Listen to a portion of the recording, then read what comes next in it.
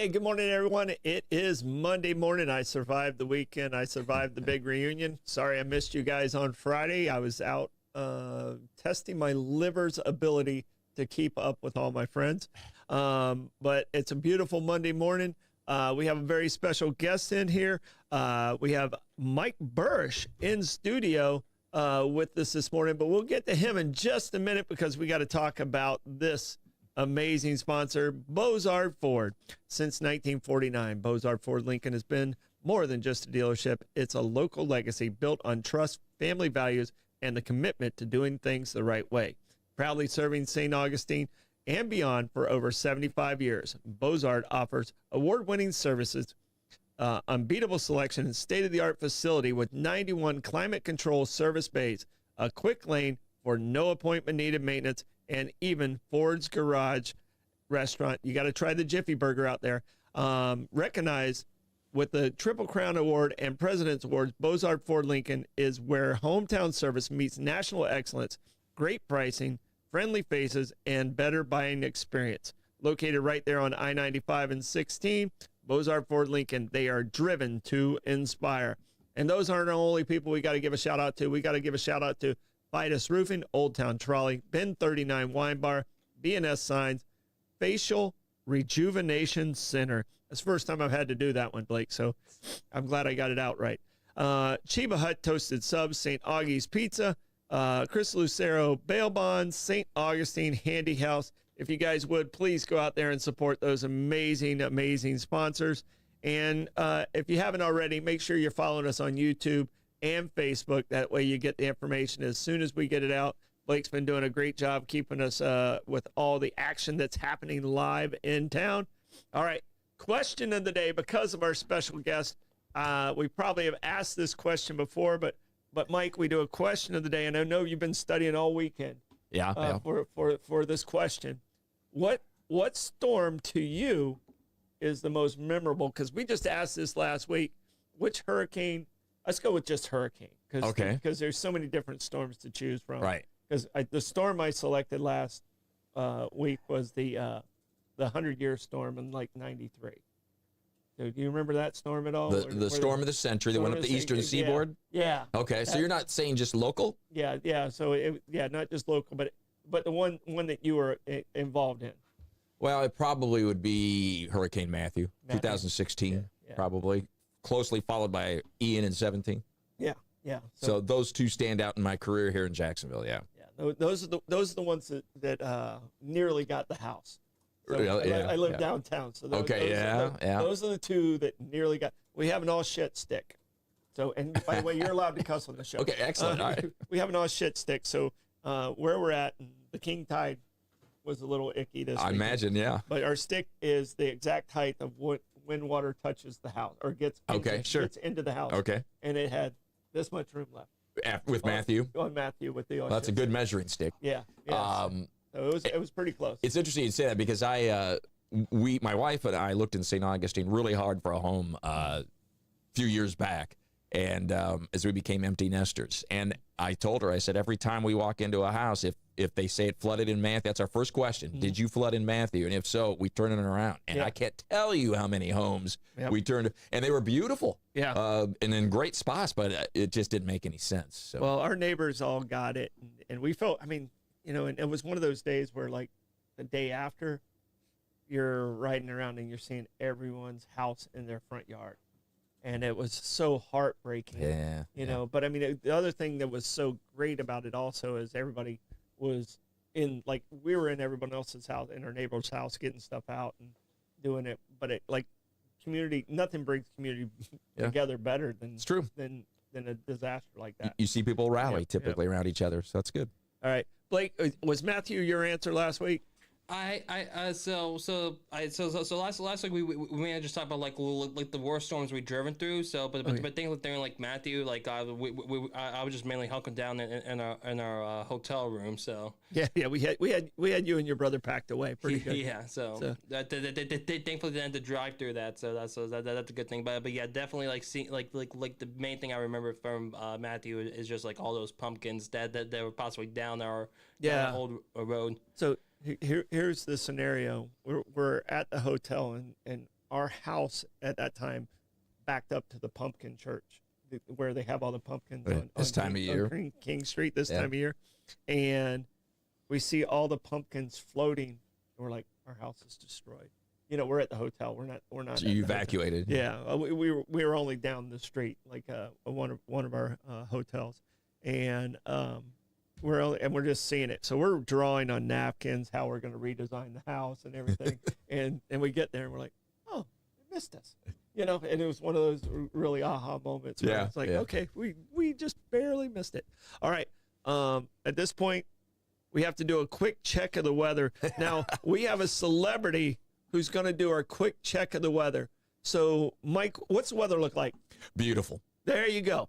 All right. Easy. That weather report is brought to us by Ben 39. Discover one of St. Augustine's best kept secrets. Ben 39, tucked inside St. George Street, at the end of St. George Street, with over 95 boutique wines, 50 of them rated 90 points or higher by Robert Parker.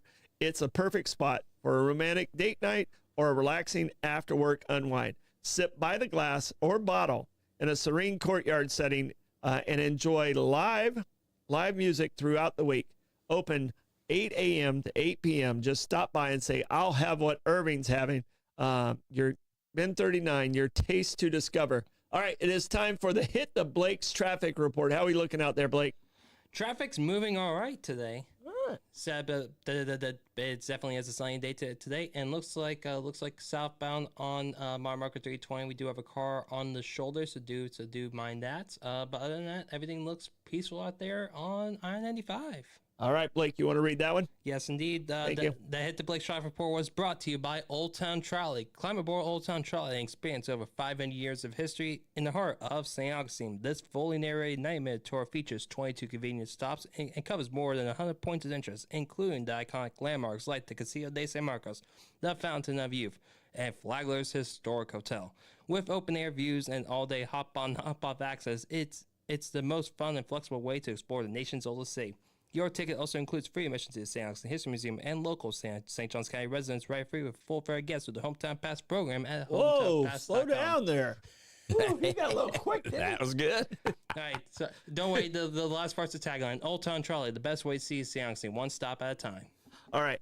We do have a story today, but we're not going to go with the story today because we have a great interview in here, and we have Mike Buresh. And Mike, give me your official title. So, I mean, like, you're the big cheese of weather, but I don't think that's your official title.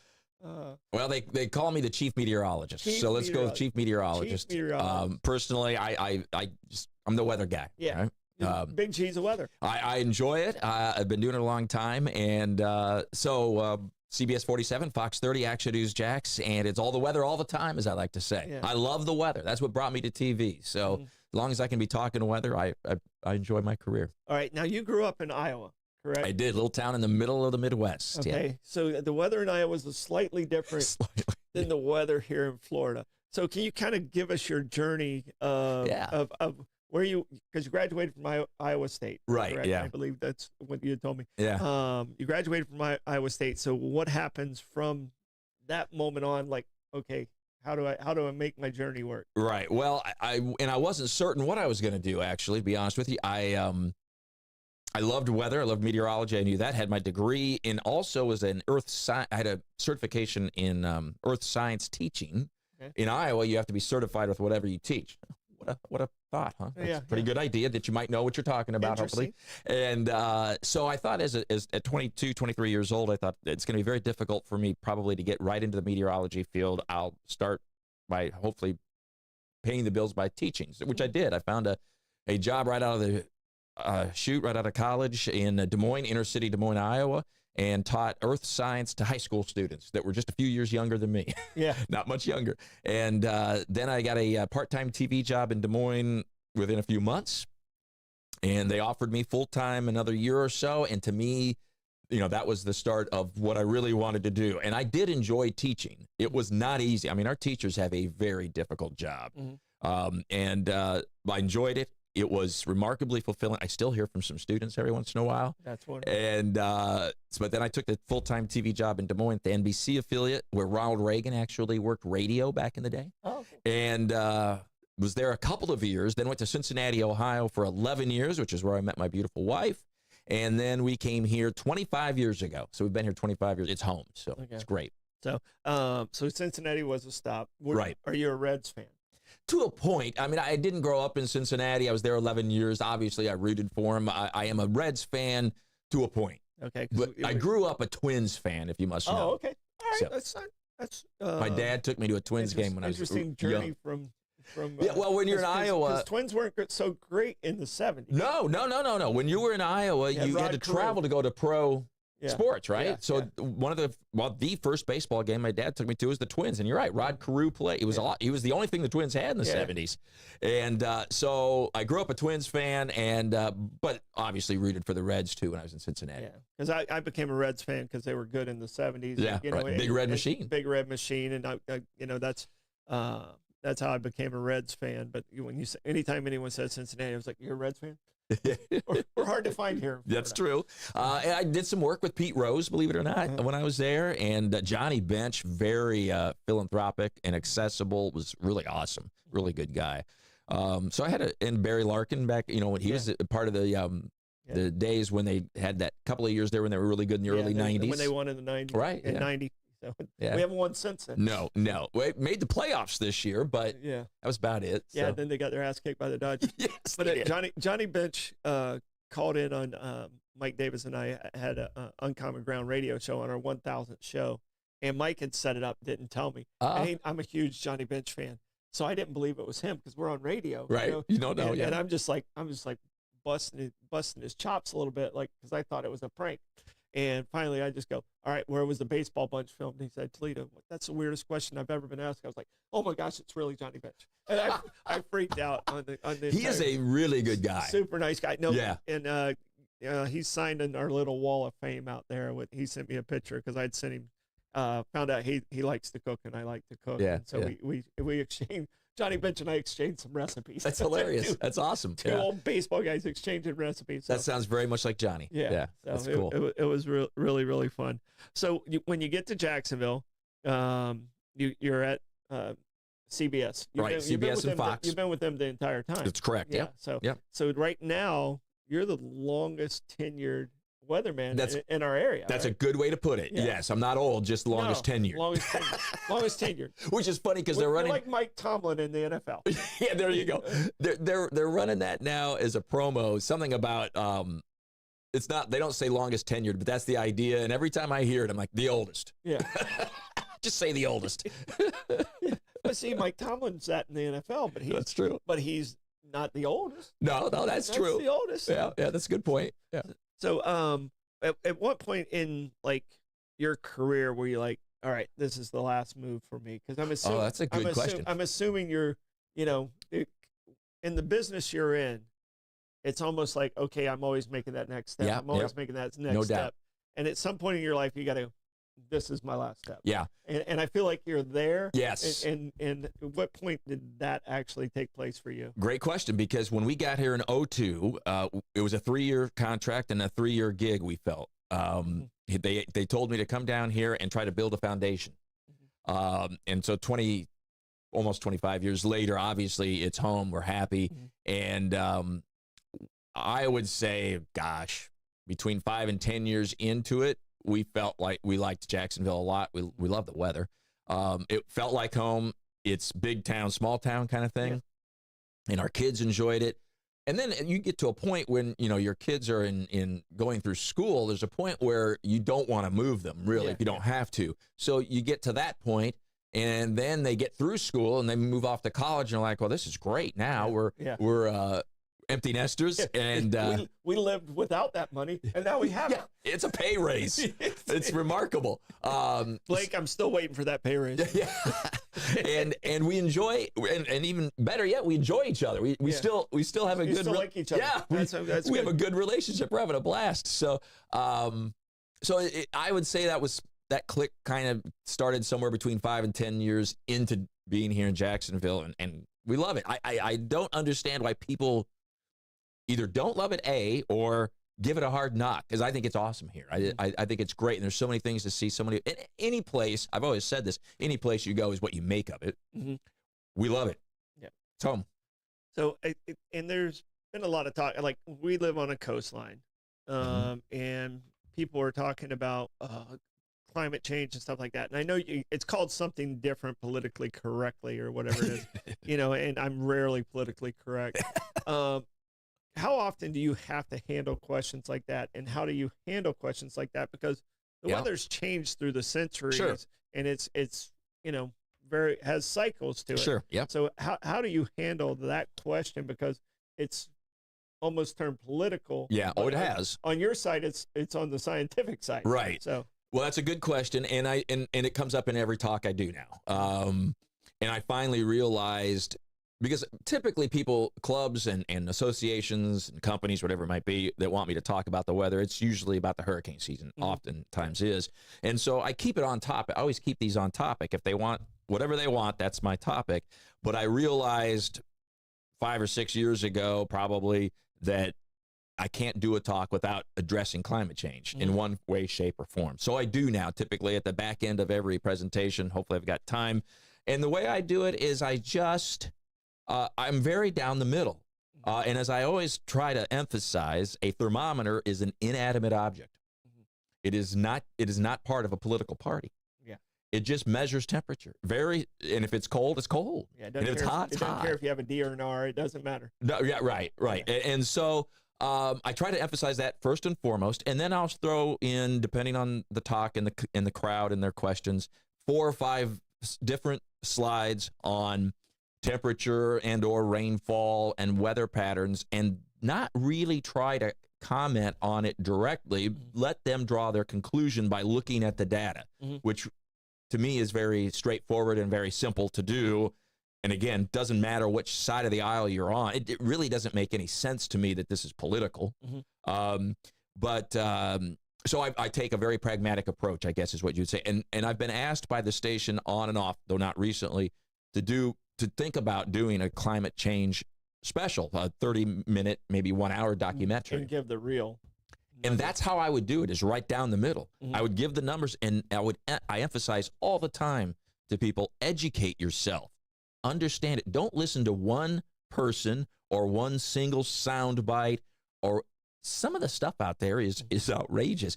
Listen to the science, and common sense helps a lot. Yeah. And I'd have to think, after, we're now, what are we, almost 150 years into the industrial age, it seems logical to me that we've had some kind of impact, humanity has. And it's not just the United States, not just Florida, but that globally we have had an impact certainly on our environment, and most likely our atmosphere. Yeah, definitely on the animals and the trees and pollution, the oceans. Oceans are a mess. And one of the things that I've said is people are, along with that advancement, but also we're putting out fires when trees were wiped out the entire continent when a fire would hit, and we have more trees now than we ever have in the past. But it's all been relocated. Sure, of course. And that's what's happening with the animals. That's what's happening. And there's certain areas that it's really a pretty rough situation. So, of course, sure it is. Yeah. So in St. Johns County, we're growing, and we're pushing our animals tighter and tighter. And that's a great example. Yeah. And we've had some environmental issues come up recently where construction has been brought up and proposed in places that we never thought anybody would consider allowing, let alone actually doing the construction. And thankfully, cooler heads prevailed, and people taking a stand made a difference. On both sides. You saw it on both sides coming together, and not just yelling and threatening, but negotiating and talking and debating, and then coming out on what seemed to be a resolution that made sense. Yeah, like what almost happened with the state park situation. Guana State Park's a great example. That was pretty scary stuff. And I'm a proponent of, I was a former Parks and Recreation guy. I was the director here for a couple weeks. But I'm a preservation guy first, because land ownership's a real thing. You have ownership rights. And if you put it in preservation and you make it so difficult for these developers, it becomes better for our for our surroundings. Sure. And I'm, I work for a developer too. So Yeah. so I got both sides. It's a two-edged sword, I right? got both sides that I have to kind of Right. struggle through. But you probably use some common sense in that regard. That's my point on common sense. Yeah. It just doesn't make any sense. And if you drive down US 1, I just mentioned that is when we sat down. When you drive down US 1, the difference between now and 20 years ago is, I mean, it's an extra half-hour drive practically, and it's just been raised in many cases. Well, and I said probably 20 years ago, I was like, oh, we're gonna be connected to Jacksonville, and we're pretty damn close right now. So I mean, it's another 15 years. Yeah. I mean, Yeah. that drive down US 1, those little gaps that we got, besides like the 12-mile swamp, which is the preservation. Yeah. It's going to be pretty much connected at that point. Arguably, Jacksonville to St. Augustine to Daytona Beach. Yeah, that's true, because Palm Coast is growing just as fast as we are. The beautiful drive down A1A. I don't know how long that's beautiful. Yeah. And we love that drive. Just take off on a Sunday and there's all those little mom and pop shops and little hole in the wall restaurants and bars that just have so much personality and are a blast. And of course, that's another story too, A1A and where our coastline really is. Well, and thank goodness St. Johns County's done a very active role to save their portion of it. So hopefully the rest of the state does that going down. All right, we got to do a gas report. Blake, are you doing the gas report for me today? Yes, I am. Are you doing it at a pace where people can hear it? I'll try my best. I'll be in charge of the music report. Fair enough. Yeah. All right, here we go. Gas report. Tell us in the comments what gas prices are like around your neighborhood. And we got Gate at Mizell Road at $2.83. The Mobile and Circle K also at $2.83. The Owens at South Ponce is $2.84. The Shell at 216 Ponce de Leon Boulevard is $2.84. The Sunoco at 2199 North Ponce is $2.85. That's our cash price. The Sunoco at 450 South Ponce is $2.86. The Shell at 146 King is $2.86. Shell at 2250 Ponce de Leon is $2.93. The Gate on US 1 is $2.94. And the Circle K on US 1 rounding us up at $2.94 as well. That gas report is brought to you by Chris Lucero Bail Bonds. Trouble with the law. Call the name St. Augustine has trusted for years. Chris Lucero Bail Bonds, available 24/7. Their experienced and compassionate team works fast to get you or your loved one out of jail and back home. From paperwork to release, they make the process simple, discreet, and stress-free. No judgment, just help when you need it the most. When the time matters, remember the name and the number. Crystal Sale Bail Bonds at 904-822-BAIL. That's 904-822-2245. All right, and I got to do the music report because we do have some great music here. And I'm gonna do the entire thing. All right, starting with Jim Lamb at Milltop Tavern. By the way, we had a great fundraiser at Milltop Tavern for SES yesterday. Amanda, thank you for coming out. And by the way, if you guys can message Amanda, it is Amanda's birthday today, so happy birthday to Amanda. But we got Jim Lamb there at 12 p.m. Also, that's at Milltop. At Trey Wins, where we did the fundraiser. Reggie Sterrett's there at 1 p.m. Edwin Barbosa is at Ben 39 at 2 o'clock. It's going to be a beautiful day. That might be a great time to go down and sip some of that wine from Irving. Josh Tennessee Worthy is at the Milltop at 4:30. Southern Social String Band is at Hurricane Grill and Wing at 5. Bones is at Tides at 5. Mark Hart's at Trey Winds at 5. Wes Register is at Prohibition Kitchen at 6. The legend himself, Bob Patterson's at O.C. White's at 6. Stu Weaver's at Harry's at 6. Joe Downing's at Salt Life at 6. And the big one for the night is Joss Stone. Joss, I believe. Is it Josh? No, Joss. Joss? Yeah. Joss Stone, thank you, Blake, is at Ponte Vedra Concert Hall at 8 o'clock. All right, and that music report is always brought to us by Fidus Roofing. When it comes to protecting your home, trust Fidus Roofing and Construction, voted best of St. Augustine.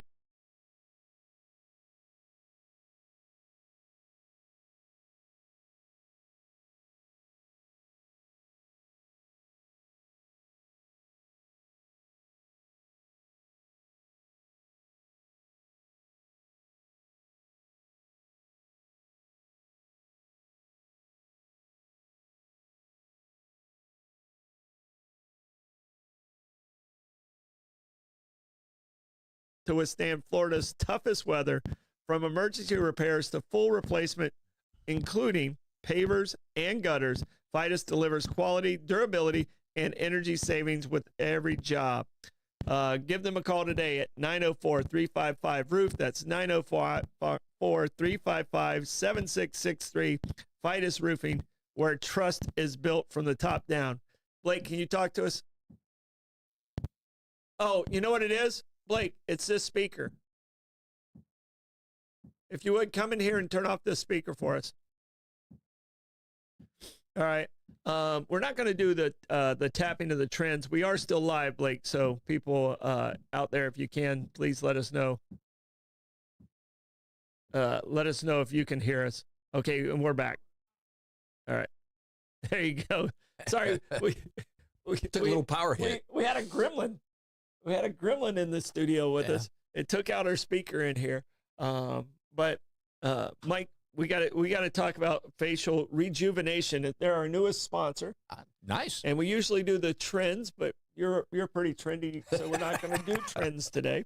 So, but ready to look as young as you feel at the Facial Rejuvenation Center in St. Augustine. They specialize in natural, lasting results. Whether you're considering Botox, fillers, advanced skin treatments, or facial surgery, their expert team tailors every experience to your unique beauty goals. For more than 21 years, the Facial Rejuvenation Center has proudly served local community, offering wide range of services including chemical peels, microneedling, dermaplaning, radio frequency treatments, laser hair removal, and more. Discover renewed confidence in a warm, professional setting, because you deserve to love your face and see in the mirror. Give them a call at 904-810-5434 or visit frcenter.com to book your consultation today. Man, I'm struggling. But I think we're completely back now. So, all right, Blake, can we hear you or no? Okay, we had to lose you. That's what I kind of thought with that. So we are back with Mike Buresh, chief meteorologist, not just the old guy in the room, because I'm the old guy in the room. But what's the one thing you love about the weather that just makes you happy to go to work every day? I mean, give me like your perspective of the weather, because you have to look at it differently than everyone else. Yeah, when it comes to weather, and that the job is more than that. So there's other things that I do that I enjoy a lot. But when it comes to just the weather, the challenge of forecasting the weather, and it's a challenge. We're not going to be right every single day. The challenge of trying to forecast it is fascinating, and the change that can occur and does occur, and the reason why. And it can be something as simple as a rainbow or a sunrise or a sunset, beautiful sunrise, driving down this morning. Mm-hmm. Those kinds of things to me fascinate me, and to be able to talk weather with people and explain things, or in some cases we don't have an explanation, mm-hmm. And never will, and that kind of stuff to me is pretty cool. I think, everybody talks about Mark Twain said everybody talks about the weather, but nobody can do anything about it, which is true. Mm-hmm. And so I enjoy talking about it, and I think it is fascinating. We have entered a new era of weather forecasting and what people think about it, which is interesting too, but in a place that I never thought I'd go in my career. But I do enjoy the change and the challenge of trying to forecast the weather. Fascinating. And that was actually going to be one of my questions. When you first started, the technology has advanced so much. Yeah. Give me what you think your scale is. How accurate were you 30 years ago compared to where you are today? And still, it's still a very unpredictable. Exactly. It's predictions. Exactly. How much better do you think you've gotten since 22-year-old Mike Buresh to just a few years later? Yeah, a couple weeks later. It is remarkable, the change and the advancements that we've made. Again, not perfect, but where we've really made the advancements is where it matters. Mm-hmm. A hurricane, a tornado, a flash flood, whatever kind of severe weather might be imminent, is it rarely catches us completely off guard. Now, we can't control how that information is disseminated or how people are going to react to that information, and that is still a problem, is still an issue. But rarely is a storm of great magnitude going to just sneak up on us without any advance notice or any warning at all. And that, to me, is the biggest difference since the beginning of my career, when weather radar, there were very few in the entire country, and even fewer in the world. I got to work on one of the first operational Doppler radars in the world at the National Weather Service in Oklahoma City when I was in college. I started at Oklahoma University, and fascinating. But that was one of the few in the entire world. Now, radar now is it's at the tip of our fingers. We all have it on our phones, and so that kind of stuff, to me, that's the biggest advancement in meteorology since I've been doing my thing. Well, in your job, and everyone, you're in a type job where everyone gets to see you on a daily basis, and you get judged every single day. You bet. Everybody knows me really well on your performance. And even when I do our quick check of the weather, by the way, I need you to be accurate, because then I screw up. Right. Then I screw up and they blame me. Yeah. So how mad have people gotten at you over the years about a weather report that you didn't quite nail? Oh, there's a lot of anger out there, and sometimes it's not the weather. Sometimes they don't like my tie or my hair, which is there's not much of anymore. So it ranges, and there is uncertainty in what we do in our job, and that's just a given. That's going to happen. The one line I hear all the time, of course, is, gosh, I wish I could have a job where I could be wrong and still get paid. I'm like, well, we're always taking applications. Yeah. It's all about job choice. Yeah, just see if you really like to do it. Yeah. And actually, my line on that typically is, you're either jealous or you're really unhappy in your own career. Yeah. But that's another story. I try not to be that kind of person, but to reply like that. But it depends on who I'm talking to. But and how far they've taken it. Exactly. Yeah, exactly. So, and my job is so much more beyond a simple forecast of the weather. Mm-hmm. And what I learned early on in my career was I could hopefully affect or impact where I live. And I feel like I've done that. I can do that. And that, to me, has become every bit as important a part of my job as forecasting the weather. I mean, I love being in the community. I love talking to people. I love telling stories. Mm-hmm. I love telling their stories. They're not always just weather. And I've been able to develop platforms that early on in my career I never would have thought about. But I quickly realized in my career that I can make a difference in my community. Now, I'm not overstating it. There's a lot of people that do a lot of great stuff in their community and whatnot, but the job is a lot more, and there's a lot of hours. You know, I start at 7 in the morning on radio in Jacksonville from home. I go to home studio. I get home at midnight from my TV job. So they're short nights.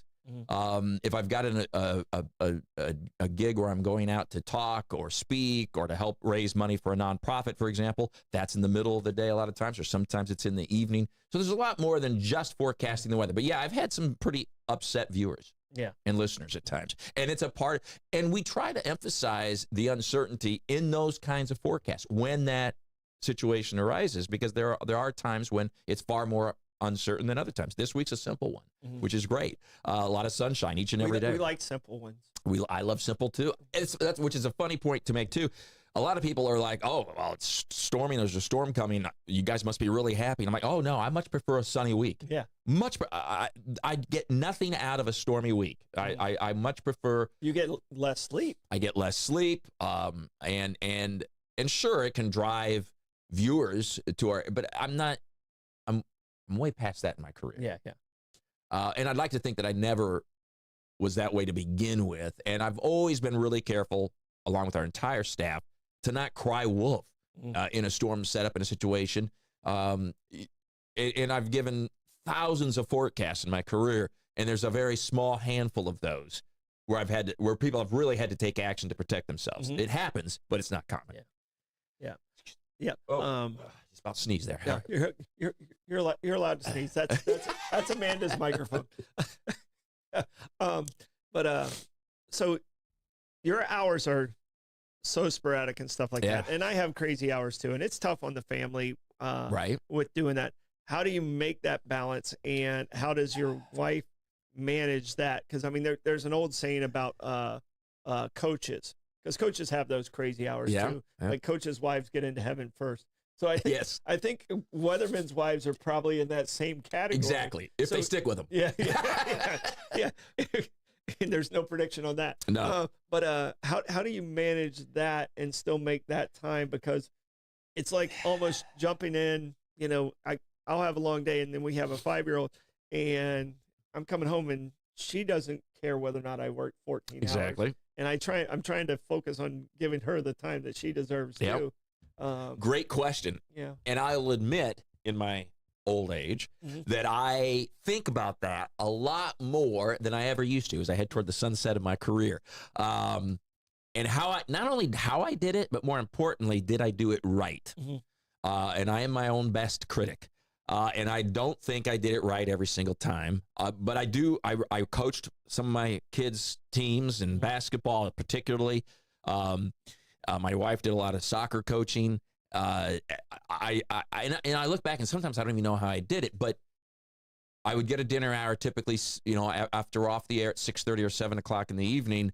I would have dinner hour till maybe 9 o'clock, and then we're back on the air at 10 o'clock. So I would run off to practice or a game, whatever the case was, watch it, coach it, or whatever it was that I was going to do in that particular sport.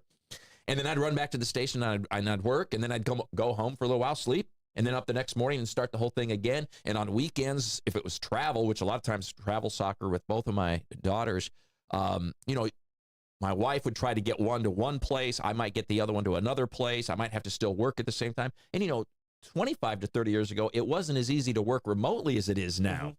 So that played a part of it. And so it is a delicate balance. And nowadays, work-life balance is talked about a lot. I always say work hard, play hard. And I think I did, and I thought I didn't. And it wasn't always the right mix, and it wasn't always perfect, but I tried really hard. I was home as much as I could be. I was really big about tucking my kids into bed, and that was one of the things about it's a super important thing. Yeah.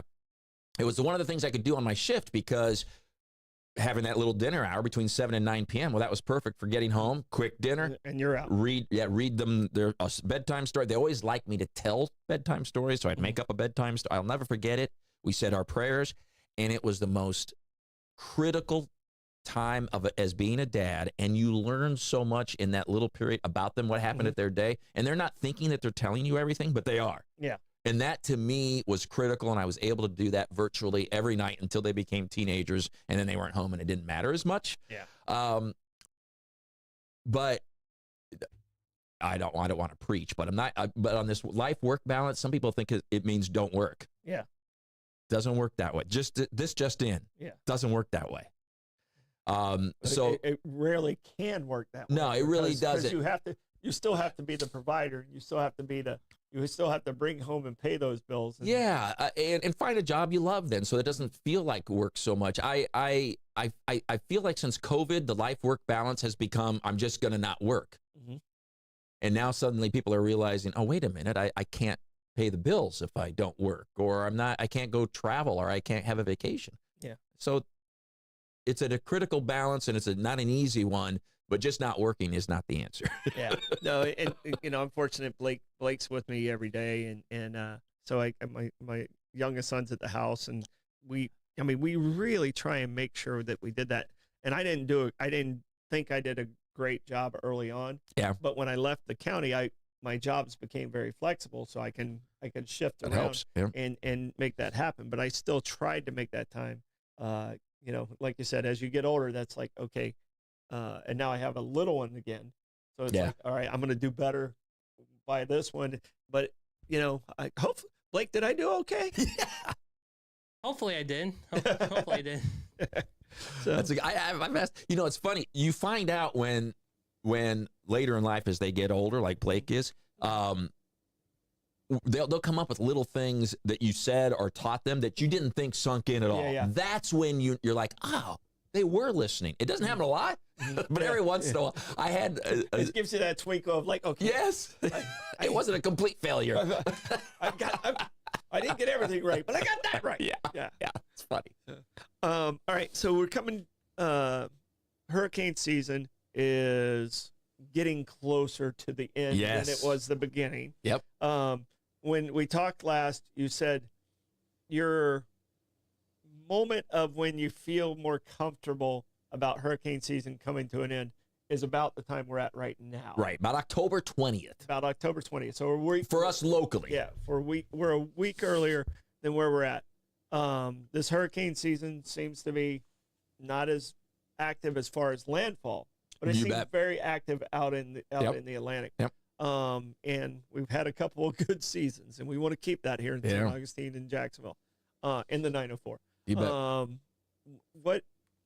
What do you think the lack of hurricanes this season? Was there something different that happened this season that didn't happen other seasons?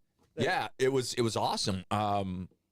And remember, like you said, we're on the L name now. Lorenzo was just upgraded to a tropical storm this morning, way out over the Atlantic. It's not a problem for us. But we had a very active upper level trough, a dip in the jet stream over the eastern part of the U.S. And that was our protector, quite literally, for not only Jacksonville and St. Johns County and St. Augustine, but all of the eastern seaboard. And so storms that were trying to develop or did develop basically got ricocheted out to the east, out over the Atlantic, and that's been our protector. And as long as we can keep that dip in the jet stream over the eastern U.S., it's difficult. Certainly, Atlantic storms will have a very difficult time getting to us in this kind of weather setup. What we have to watch for is something that might try to come out of the Gulf or the Caribbean, especially later in the season. That's not unusual. Instead of coming out of Africa from the south side. We're done with our Africa season this year. And so we'll watch. In fact, I'm pretty sure, let's see, this is the 13th, so probably between about the 22nd and 27th of October, so the last week of October, we're going to have something brewing in the Caribbean. So that'll be one we watch, but we're also getting late enough in the year now, late in October, where even a Caribbean system for Northeast Florida, it's hard to get all the way up to Northeast Florida because the jet stream is becoming more active, dipping more south. Now, South Florida and the Panhandle, that's a whole different ballgame. So I suspect, and Melissa's the next name on the list, I think we're going to have something in the Caribbean the last week of October. But we'll see how that behaves and where it goes. And Nicole was an enigma of sorts in 2022, 3 years ago. That was a November hurricane, Cat 1, that hit south of St. Augustine, but then moved to the northwest, gave us a lot of rain and wind and again off the Atlantic. And so that can happen, has happened, very rare. I always like to see us get to about October 20th, and then I feel like we're usually generally pretty good shape. All right. Earlier in the conversation, you talked about doing different charities and stuff like that. Is there a charity that you have kind of attached yourself to and your family's attached yourself to? Yeah. You know, our family's attached to Home Again and autism. Yeah. But I mean, you know, and a lot of people that do what we do here, you know, get attached to different charities. Is there one that really is close to your heart? Yes. Salvation Army is what I attached to here in Jacksonville early on. And the reason why, quite honestly, was natural disasters, which isn't surprising. Yeah, and so when I was in Cincinnati, it was my last couple of years there, we had a big tornado in the early morning hours. It was before sunrise. Devastated the northeast part of Cincinnati. Several people lost their lives. Devastating in my career, actually. When that kind of thing happens, we take it, people think we just move on to the next thing or whatever, or we don't care. That's not at all true. When that kind of thing happens, it's difficult to get through. In any case, I was sent out after covering the tornado. We were tracking it on radar. Early in the morning, me and the morning meteorologist, wall to wall, never went off the air. And then finally at about 5:30 in the morning, we had confirmed damage, and once the tornado storms had left the viewing area, they sent me out to cover it live. And so I went live all day. And about I'll never forget, about 1 in the afternoon, I just sat on the curb. I didn't take anything with me. I had a t-shirt on and blue jeans because I'd come in and it was early morning off the cuff, and I didn't take anything with me. I had no water. I had no food, nothing. And I'll be darned if a Salvation Army guy, probably was the major, it was somebody in the Salvation Army back then, so this has been late 1990s, came up to me and offered me, I can't remember exactly what he offered me. He's probably water and a snack. I don't know. And I thought it was, first of all, I thought it was a kind gesture, but I declined it. I said, you're here for the survivors of this disaster. I'm going to go home tonight and sleep comfortably and have electricity and food. I'm okay. And he came back about a half hour to an hour later, and he insisted. And I was like, if you don't mind, I'd love to have something. At that point, it was 2 or 3 in the afternoon. I'd been going for 12 plus hours. And they were the first people I saw to come help. Before the Red Cross, before any other agencies or nonprofits were there, it was the Salvation Army. And that always stuck with me. So then when I got to Cincinnati, I was doing Empty Bowls Luncheon, I'm pretty sure it was, at the Prime Osborne. I'd only been here maybe a year. And right next to me was the major of the Salvation Army from Jacksonville. And I got to chatting with him, and I said, hey, you guys do great work. I told him about this experience that I had in Cincinnati. And then I told him also, I said, I'm also would like to set up some kind of thing in the station where we take part in whatever you guys do on a regular basis. And he mentioned that they do a lot of Christmas activities. And I said, well, that sounds great. So we started to adopt families that they would pre-screen. And as a station, we'd all buy their gifts. And we didn't tell the station, the families that we were coming until we arrived. And then we'd knock on the door and we'd hand over all these gifts to people that otherwise, in many cases, they had nothing. And in some cases, they might have had a very small amount of something. And for the first 5 or 6 years of this, we didn't record it. We didn't do it for show or anything. We didn't have any cameras there. Now we have cameras there, and it's a thing.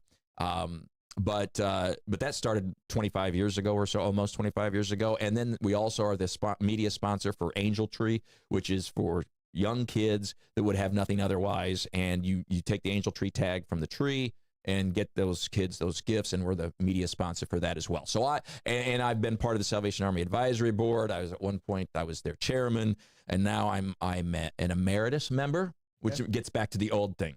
It means I'm old. Yeah. That means you got some weeks in. Yeah, right. Yeah. And that's the organization I've attached to. They are all, and what I'll say time and time again, they are willing to give an upper hand no matter who you are, what you do, what you believe, or what color you are. It doesn't matter. Yeah. And if it did, I wouldn't be around. Yeah. And they are a faith-based organization. But they're not. Our Salvation Army here actually has the church inside the right. They have a sanctuary inside. Right, but they're not faith first. Some people find that everyone's appalling. Yeah. Some love it. Personally, I love it. If we can help somebody, it shouldn't matter. And you know what? They may in the end then gravitate toward the church, and that's awesome. That's great, but they'll do it naturally. And it'll feel deep to them, and they'll stay attached to it, and it'll be meaningful. It's not like you bang them over the head with it and then said, oh, and now we'll help you. Yeah. And I love that approach, and I think that's really critical. And a second one, if I may, real quick, is Jacksonville's PanCan, Pancreatic Cancer Organization. My mother passed away from pancreatic cancer 18 years ago or so. It was only a 9-month battle. And so I've become very active with them. It's not a club or an organization anybody wants to be a part of or a member of, but it's been very meaningful for me. Yeah. And I feel like we've made a big difference. And pancreatic cancer is the #1 cancer killer. One of the. It's so fast. Yeah, it's fast. It's hard to detect. And I learned a lot from my mom that last 9 months in so many ways. And I have a blog posting about it, by the way. If you just Google Buresh blog, Mother's Journey, probably will come up. I'm almost certain it'll come up, and it's a long one. It's a long read, but I was never going to post it, but I was convinced by a best friend to do it, and I did, and I'm glad I did. And so I've been with the PanCan. It was probably healing for you to write it. Too. It was. Let you kind of go, okay, let me get this out so I can let go of it a little bit. So. And I wrote almost every day something, so it's very detailed, and it goes. And where it's even helped me more recently is it helps me remember stuff. I hate to think that I would forget, but I do. You do as you get older, or just because it's 18 years removed. But you forget about some of the people that came into your life during that. And I have some remarkable stories from that 9 months. Well, I mean, have you read Tuesdays with Morrie? Oh yeah. So, I mean, it's your version. It's your version of Tuesdays with Morrie, but it's a little closer. Yeah. And and if so I'll have to check it because that's one of my very favorite books. And it is. That's an awesome book. I learned crazy stuff from my mom and dad at 40 plus years old. You think you know everything, you know? Yeah.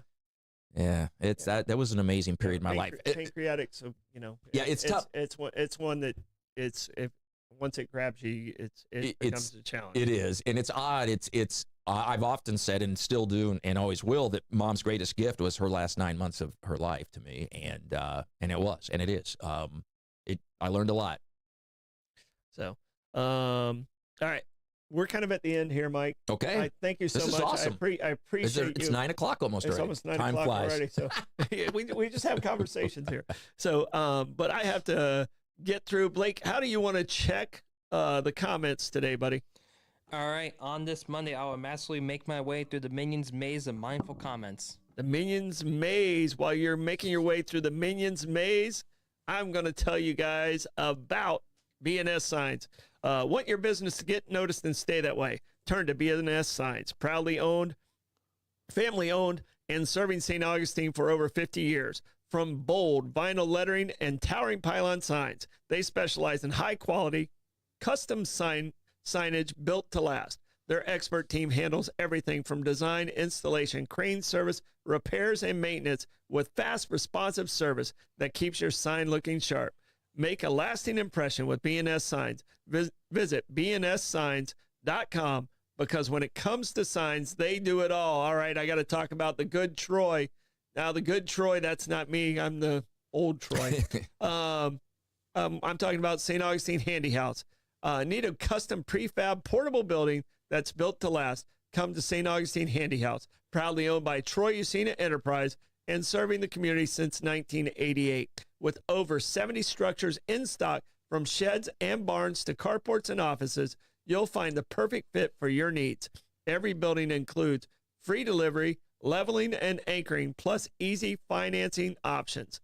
Visit them at State Road 16 on Monday through Saturday, or call 904-823-9092. St. Augustine Handy House, where quality meets convenience and community matters. Blake, what do you got? All right, for gas reports, we have Costco at 270, Buc-ee's at 270, Speedway on US 1 is at 281, the BP at Lewis Point is at 281, Wawa on US 1 is 284, and the Circle K next to the Shores is 285.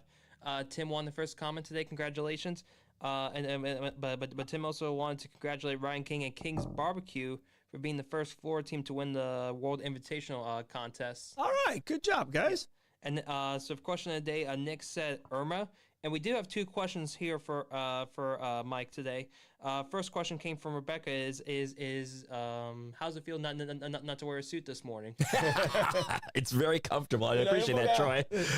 It's nice. That's funny, Rebecca. Every time I get back from a vacation, I was telling my wife just the other day. I was like, when I put on a dress shirt, I'm like, oh, it just suffocates you. But I don't mind it either. There's a certain point of it that I have 140 ties to choose from. So and I threw out all my ties when I left the county. And That's funny. And I think I've worn a tie like maybe 8 times in the last 12 years. Yeah. So it feels very comfortable and nice in this setting, no doubt. Good. And the second question actually, so Bobby, so after you guys talked about the hurricane season, Bobby mentioned like jokingly that like the chemtrails might have protected this year. I want your thoughts as a meteorologist about the Florida law that was passed on July 1st, SB 56 that protects Florida from weather modification. What's your thoughts about that as a meteorologist? Good question, and that's opening up a can of worms right there. You might as well be talking climate change. First of all, there's no large-scale weather modification being done in Florida. Yeah. So I will say, most succinctly, is what's next? Are we going to outlaw Santa's sleigh? Yeah. I feel like that's the vein of this bill. Mm-hmm. And I did do a blog post on this. And again, if you I post my blog once a week, Buresh blog, but I also have Talking the Tropics with Mike that I update every single day during the hurricane season. But if you go to Buresh blog, weather modification, it'll pop up, and I give a long explanation of what's going on in weather modification and what's not, and what's real and what's not. Yes, weather modification experiments and some weather modification efforts have been done since the 1950s in the United States and still are to this day to a point. But you cannot turn a hurricane from the United States or draw it to the United States. You're not talking about massive, large-scale changes. It's too complicated. And as far as cloud seeding goes, remember that first you have to have a cloud to seed it. So the jets aren't creating clouds. Yes. Point number one. And then also all indications are that even the best efforts of cloud seeding are not changing the production of the cloud by more than 10 to perhaps 20%. So 1 inch of rain on a good day, if the cloud's been seeded, could become 1.2 inches of rain. On the very best. It's kind of like spitting in the ocean, in other words. Now, having said that, I personally feel like we ought to let Mother Nature do her thing. We probably ought not mess with Mother Nature because it's going to come back to haunt us. So that's my take on it in 2 minutes or less. It's a complicated, and again, for whatever reason, a political hot potato, but educate yourself on it, just like climate change. Understand it. Don't go just listen to one side or a soundbite. Listen to the facts.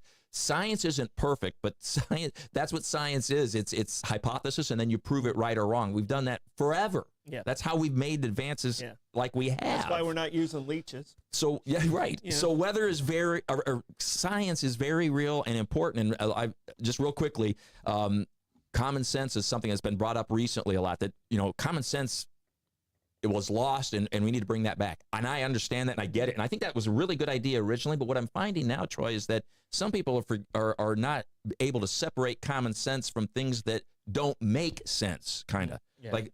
So instead of helping to advance things because you're trying to understand it, people are confusing it by it doesn't make sense. So then it must not be real. It can't, But it is. Yeah. It exists. Yeah. So I think again, I'll say that I think it's over in some circles way overplayed. There's no question about it. There's plenty of information out there. And then I've also posted in the Buresh blog my thoughts on weather modification. Yeah, Blake, let's make sure we get the Buresh blog in our site and on the app for us. That'd be awesome. So that we can get that out for you. All right, it is time for our Stoidum stat. Okay. All right. On this day in history, in 2010, today's the day the Chilean miners, the final one, was able to come out. Do you remember this story? I do remember it, yeah. They were there for 69 days, 33 of these miners. Now, I didn't realize, the miners didn't know, because they were able to get into like a rescue area, and they had a little bit of food, but they only had food for like a week. They were there for 17 days before they even knew other people were making contact with them. They were like in a little chamber, if I remember correctly. They were in like a little safety chamber, and they had air, and they had a little bit of food and a little bit of dim light. But they were actually contemplating suicide so that the others could live. One of them was going to kill himself so they could eat the other person, in cannibalism. So that conversation was actually taking place when they broke through.